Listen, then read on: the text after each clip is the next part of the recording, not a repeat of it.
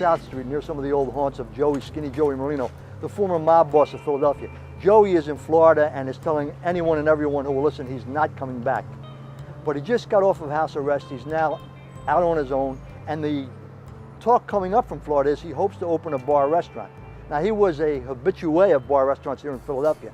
Not an owner, but a frequent customer. Here on South Street, at the Continental, at 2nd and Market, and along Delaware Avenue. Joey and an entourage of wise guys back in the day, back in the 1994, 95, that era. Now he's done 14 years on racketeering charges. Everything I'm hearing is he's doing very well. I'm told he's living in a condo in the Boca Raton area, 4 bedrooms, 2 baths, worth about 400 grand. And he's become part of the scene in South Florida. Others say he intends to open a bar restaurant, which is an interesting development given the fact that he's got a career criminal record and he probably would have trouble getting a liquor license. But I suspect he'll work out some situation where he's part of a restaurant operation down there.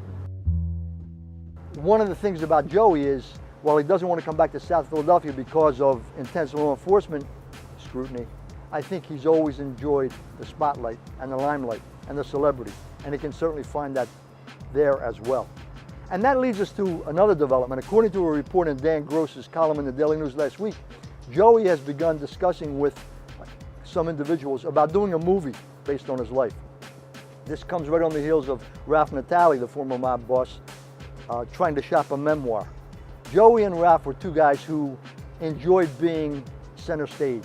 And while they're no longer part of the underworld, it looks as if they want to stay in that milieu where people know who they are, they know what they're doing. Now, Joey's got problems, I would say, in terms of telling his story because of the kind of things he was involved in. If he wanted to tell a real story, people would want to know what really happened at Dante and Luigi's on Halloween night in 1989 when Nicky Scarfo Jr. was shot. Joey Merlino has long been suspected of being the shooter that night. He's never been charged, never been prosecuted. What's he going to say about that? What happened that morning at the Warfield Luncheon Express when, picked up on FBI video, 2 cars drove past, 4 individuals rushed into the luncheonette, shot Joe Ciancaglini, then ran back out. Nobody has been convicted in that case.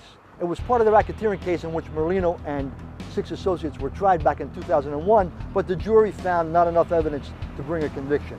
Nevertheless, those things sit out there, and it's part of Joey's story. Does he want to talk about that? Can he talk about that? Can he talk about unsolved murders or attempted murders, crimes that haven't been prosecuted? Does he put himself in a jackpot by doing that?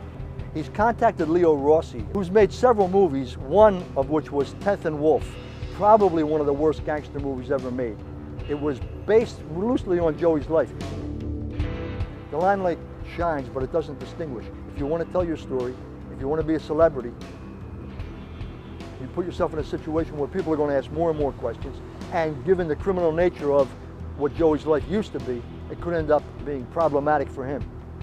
So while he probably is not coming back to Philadelphia to seek that limelight, it appears as if he wants the spotlight in South Florida. Whether he gets it remains to be seen.